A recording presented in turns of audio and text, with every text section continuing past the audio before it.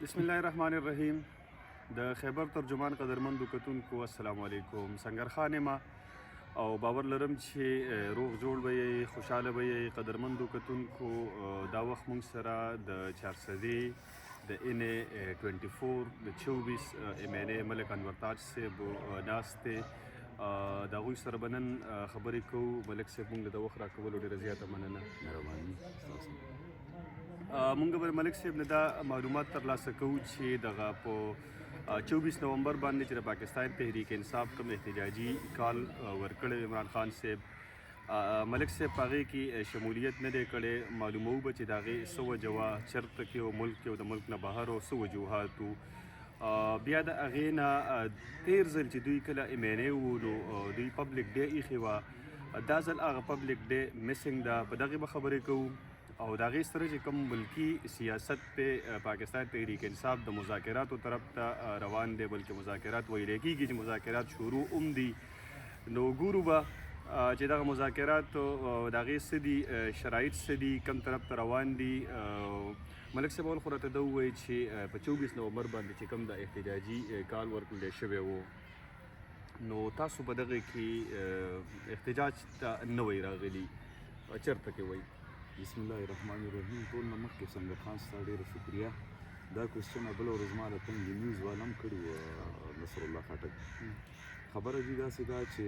زه دې پارټۍ ته راغلی شامل شوی 2008 کې. ما خو پریکټیکلي ما سیاست شروع کړی 2010 نه. ټیک 2010 نه د 2024 پورې وشي تقریبا 14 سال. په 14 سال کې د اوسه پورې په ما دا خبره څوک نشي ثابتولی چې په یو ایونټ کې ما د پی ټي آی شرکت نه کړی، سیوا د یو نه دا کم چې اخري 24 باندې چې هغه زه په ملک کې نه وم، ملک نه بهر وم. او د ملک نه بهر دا پلانینګ زما د مخکې نه و، دغه ټایم کې نه و، او نه چې زه کله تلمه بهر، نه دې ټایم کې دا فاینل کال اناونس شوی. ملک صاحب یو خبره کوم بخښنې سره، په اکتوبر کې ما ستاسو انټرویو کړې وه، په هغې کې تاسو ما ته ویلي چې د 8 او د 12 ترمنځ به زما فلایټ وي انګلنډ ته. بالکل او جی. نو دا پروګرام ما د مخکې نه و، او بیا دغه ټیم کې لا دغه هم نه وي اناونس شوی، دا فاینل کال نه وي اناونس شوی. زه چې کله لاړم 3-4 ورځې پس فاینل کال اناونس شو. چې اناونس شو نو ما سره په ثبوت باندې ټول څیزونه شته دی چې ما خپل ټریول ایجنټ ته ویلې چې ما ته ټیکټ را مخکې کړه 23 تاریخ ته، او چې زه په 23 تاریخ باندې هلته ورسم، او په 24 باندې زه په دې کې شرکت وکړم. ټیکټ ما سره دی، ټیکټ ما واخیسته. دې دوران کې ما ته د اسلام آباد ټیکټ ایشو، د اسلام آباد ټیکټ اسلام آباد باندې کوزېدم که نه، هلته فلایټ نه میلاوېږي، پېښور باندې ډېر کم راځي. نو ما چې کله اسلام آباد ټیکټ واخیست، دې دوران کې ما ته 2 ورځې پاتې وې چې چا راته دغه راولېږله خپل سورس نه ورن ګرفتاري راولېږله چې د انسداد دهشتګردي عدالت راولپنډۍ نه تا پسې 2 ورن ګرفتارۍ نه وي، که ته په اسلام آباد ایرپورټ راکوزېږي دغه به دې ګرفتارۍ. دې دوران کې مشرانو داسې اناونس کړي وو چې که څوک د 24 نه مخکې چا ګرفتاري ورکړه نو دا به دا مطلب وي چې هغه کمپرومایز دی. بالکل ما خپل مشر ما سی ایم صاحب ته وایس میسج وکړو، او مرعوب چې څوک زموږ په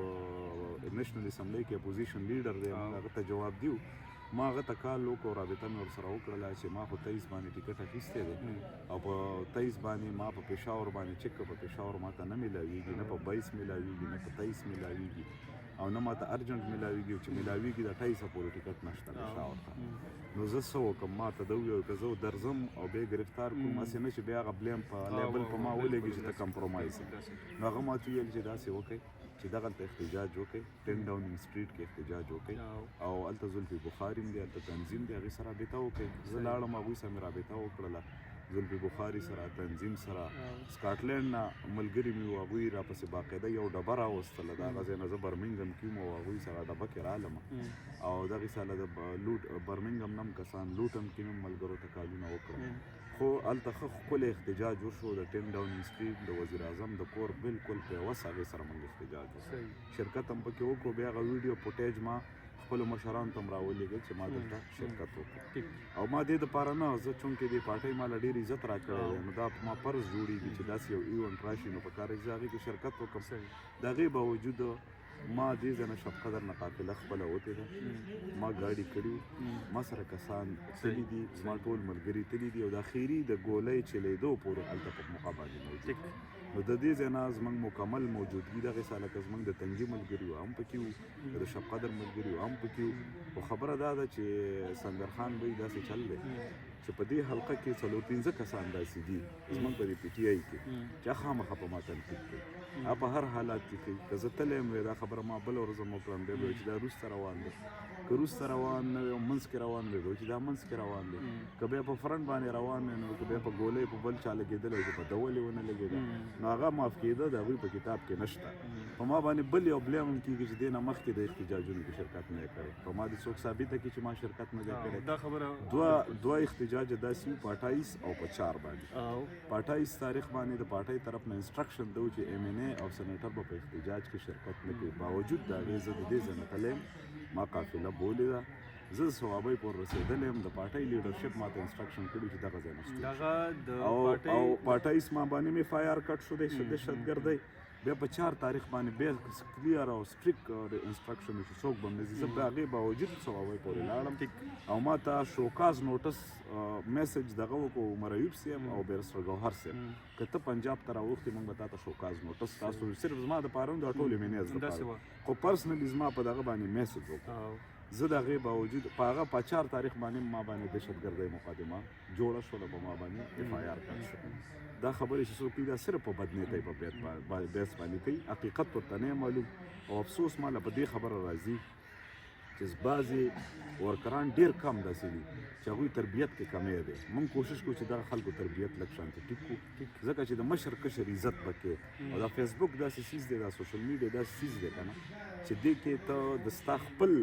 شکل ښکاره کېږي چې ته کوم قسم کمنټ کې ته کوم قسم پوسټ کې که سپک پوسټ کې نو معاشرې په نظر کې به سپک ښکاري که دروند پوسټ کې د معاشرې په نظر کې به دروند ښکاري نو چونکې د هغوی خپل هغه پرسنالټي داسې چې هغوی نه به خامخا سپک پوسټ کېږي نو د هغوی خپله پرسنالټي کې ډېر کمی دی د هغې د وجې دا پوسټ دغه خبره موږ کړله دغه د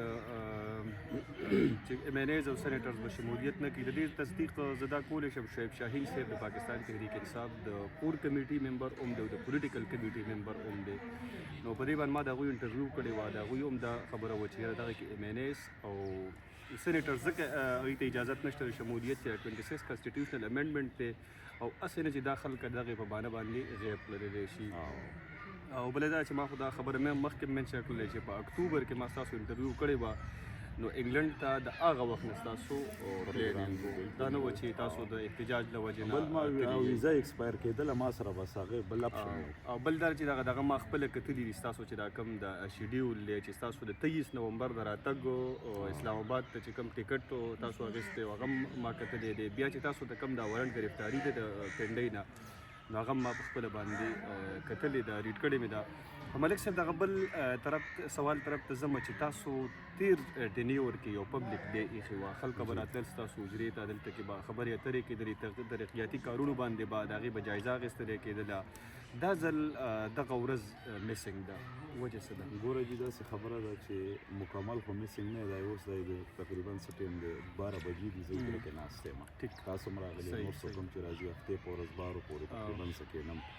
په مین ریزن دا دی چې هغه کومه پبلک ډے ما اناونس کوله هغه زه په دې وجه نه کوم چې اوس ما له یو سړی د ریچن نه راشي یا د ډکي نه راشي یا د بربارمډوري نه راشي چې زما د حلقې هغه سر دی او دومره تکلیف وکړي او ما له راشي او هغه په زړه کې یو کار راوړي چې دلته مې ټرانسفارمر ایشو ده دلته مې د ستن ایشو ده دلته مې د ګیس مسله ده دلته دا او هغه زه نشم کولی نو زه خپل ځان کې ډېر زیات ګلټي په فیل کوم چې دا دومره جدا نه ما له راشي او زه نشم کولی چونکې دې وخت کې دا زموږ کلچر د پالیټکس داسې جوړ شوی دی چې کوم سړی پوزیشن ته لاړ شي نو د هغه نه مکمل بې اختیاره کړي هغه له چې څومره د هغه حلقې له هغه له څومره سزا ورکولی شي او له ورکوي اوس دې وخت کې زما په حلقه کې د بجلۍ حالات انتهایی بدتر دی او ما بله ورځ هم په سټینډینګ کمیټۍ چې کوم نیکسټ را روان دی په ایجنډا باندې ورسره هغه سټینډینګ کمیټۍ چیرمین سره جګړه وکړه ما چې دا ما ته په ایجنډا باندې راوله لکه زه چې اسمبلی کې کله ما ته موقع میلاو شوې ده ما خامخا د بجلۍ خبره کړې ده او د بجلۍ دپاره مې اواز اوچت کړی د ګیس مسله ده زما د 66 کروڑ روپۍ فنډ اینډ سکیم چې هغې ته 66 کروڑ روپۍ جمع دي او هغه سکیمونه زما سټاپ کړي دي دغې ساله د بجلۍ چې کوم ما فنډ جمع کړي وو هغه ما نه سټاپ شوی دی مجبوري زما دا راغلی ده چې چونکې فیډرل کې زموږ حکومت نه دی او هغوی بالکل د دشمن په شانتې د پی ټي آی ته ګوري نو د هغې په وجه زموږ کارونه نه کېږي نو زه اوس خپله ځان څه دا دغه کوم چې زه یو سړي له دومره تاوان ورکړم چې هغه ګاډۍ د هغه ځای نه راډک کړي د ریچن او د ډکي نه او د بارامبیري نه او دلته ما له راشي او زه بېنوا ولېږم نو ما ته خپل ځان ګلټي فیل کېږي د هغې د وجې زه یم چې بس زه به خلکو له مړي ژوندي له ځم چې کوم ځای کې څوک خبرېږي هغې له به ورځم او چې لاس له مې څه راشي دا د دې خلکو امانت دی زه به یې کور ته رسوم خو لکه داسې د هغه ځای نه خل ځان له راوستل او خپل حجره کې پوټیج جوړول او دا څیزونه ما ته سلیکشن دي دې وخت کې اکوټ ښکاري خپل ځان لکه ښه پکې ایزي پکې نه فیل ټیک ملک صاحب یو سوال دا دی چې اپوزیشن تاسو په مرکز کې په اپوزیشن کې او دا خو هر چا ته پته ده چې حکومت ایون چې دلته کې خپله بیوروکراسي دا انسټال کړې ده چې په صوبه کې چې کوم ایم پی ایز دي او د دوی کارونه دي هم بند کړلی شي دې خو هر چا ته پته ده خو په صوبه کې ستاسو بیا حکومت دی د پاکستان تحریک انصاف نو تاسو څه ګڼئ چې دغه کوم کمې تاسو ته مخې ته راځي چې کوم وزرا دي یا کوم ایم پی ایز دي نو هغوی دغه نشي پوره کولی یاره نه هغوی خپل لیول باندې کوشش کوي داسې نه ده زه هم په خپل لیول کوشش کوم د چا څه مسله وي داسې چې د ټرانسفر وغیره مسله وي په هغې کې خپل کوشش کوو چې کوم کې فنډ انوالو نه وي نو هغې کې موږ کوشش کوو او دغه چې کوم دی ایم پی ایس صاحبان هم د خپل طرف نه ښه پوره کوشش کوي زموږ هم داسې هم نه ده چې فنډونه به را روان وي زما 18 کروړو پینډینګ انګوینګ سکیم دی هغې کې چې فنډ راشي باندې به کار سټارټ کېږي اوسني چې کوم دي 12.5 کروړ روپو ما پی سی ونې جوړې کړي دي چې په هغې کې ما جوماتونو دپاره سولرایزیشن ایښی دی او د شب قدر اسپتال دپاره مې 50 لک روپۍ ایښي چې دې کې څه کمی میسنګ فیسیلیټي چې پوره کړم د تنګي اسپتال دپاره مې 50 لک پکې ایښي دي او دغې ساله 1 کروڑ 10 لک روپۍ مې جمال آباد اسپتال کې هلته دغه خلکو ډیمانډ ډېره نو هغې دپاره مې پکې پی سی 1 جوړ کړی دی نو چې دا فنډ موږ ته راشي نو انشاءالله کارونه به څه ناسه زموږ وشي او بل ځل چې موږ څنګه کړي وو لکه چې ګریډ سټیشن هم وکړو 8 فیډر یې نه وي ورسره ټرانسفارمر یې روزانه په بنیاد باندې او ورسره اے بي سی کیبل دی نه علاوه د ګیس بلاش یې منصوبې نو هغه حساب له څیزونه دا ځل ما ته پته ده چې خلکو به مانه ګیلم جوړېږي خو حقیقت اوس نن سبا خلک سوشل میډیا دور دی خلک خبر دی په دې دا چې هغه خو تاسو په حکومت کې وایي وفاق کې ستاسو پرایم منسټر او ستاسو کابینټ نو ظاهره خبره ده په هغې او په دې ټینیور کې خو به ډېر زیات فرق وي او صوبه هم زموږ په کرایسس کې ده صوبې سره هم وفاق قرآن دی هغسې فنډ ورته نه ایشو کېږي دا خبره هم ټیک ته ملک صاحب قومي سیاست طرف ته ځو یو خو دا ده چې د علیمه خان وینا دا ده چې موږ سره دا شرایط حکومت ایښي چې تاسو دا احتجاج ملتوي کوي یا په سنګجاني کې تاسو خپل احتجاج وکړئ نو عمران خان صاحب چې دی نو هغه به تقریبا د 15 نه د 20 ورځو پورې رها شي هغه وایي چې دا خبره شوې وه بیا څه ضرورت و چې ډیچه وخت لاړئ نو هغه رهایي چې د نو ملتوي شولله پاتې شوله وجه څه وه ګوره جي یو داسې خبره کوم علیمه خان نه چې دا موږ هم اورېدلي هغې هم ویلي دي ډېرو کسانو هم ویلي چې دوی چې 15 ورځې پس نو 15 ورځې پس ولې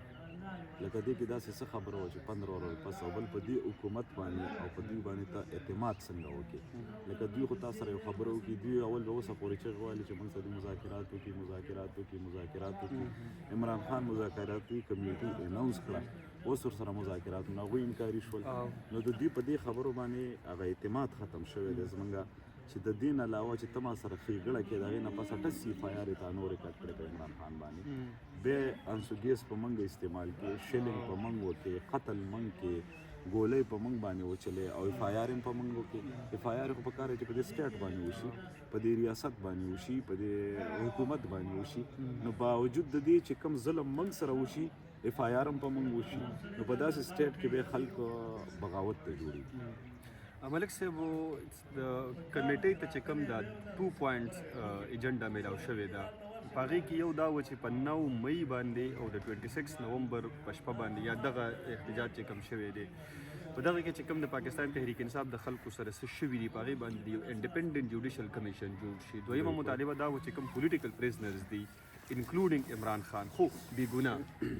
هغه دې رها کړلی شي دا خبره زه بار کوم چې حکومت په دې مطالباتو باندې یا په دې شرایطو باندې مذاکرات نه کوي وجه دا چې په 9 مئی باندې وشي یا په دغه 26 نومبر په شپه باندې چې کوم څه شوي دي نو هغه ظاهره خبره ده چې هغه اصلیت په مخې ته راشي او حکومت نه غواړي دویمه دا ده چې پولیټیکل پریزنرز رها شي عمران خان په خپله باندې بهر راوځي نو ډېر ایشوز داسې دي چې لکه هغه په هغې باندې دوباره احتجاج شروع کوي او په ارام نه کینی حکومت ته د هغې نه مسله جوړېږي موجوده چې کوم مذاکرات روان دي یا کومې خبرې ستاسو څه معلومات دي دغې حوالې سره؟ مذاکرات څوک وایي چې شروع دي، څوک وایي نه دي شروع. که شروع دي نو هغې څه ده، شرایط څه دي؟ ګوره جي خبره داسې ده چې څنګه ته وویلې چې دا کم څیزونه دي دا باندې مذاکرات ډېر مشکل ځکه دی چې نو مهم یو پلانینګ څیز و، پلانټډ څیز و، په هغې کې پی ټي آی داسې نوال نو احتجاج یې کړی دی، خو دا څه چې شوي دا پلانټډ طریقې سره شوي. بیا دا 26 والا کم کار چې وشو دی که حکومت ډایرکټ فایرنګ وکړو او په پرامن احتجاجیانو باندې وکړو، پرامن مظاهرینو باندې وکړو، پاکستاني شهریانو د دې ځای نه تلي د خپل حق غوښتلو دپاره، نو دا څیزونه چې کولاویږي نو دوی ته بیا مسله جوړیږي. بله خبره دا چې د حکومت مجبور دی، د سره اختیار هم نشته، ځکه مجبور دی چې د 17 سیټونه ګټلي دي او هلته د وزیر اعظم یې په کرسۍ کېنولی. په پنجاب کې 25 سیټونه ګټلي دي او هلته د وزیر اعلی سیټ وله ورکړی دی، حکومت یې ورته حواله کړی دی.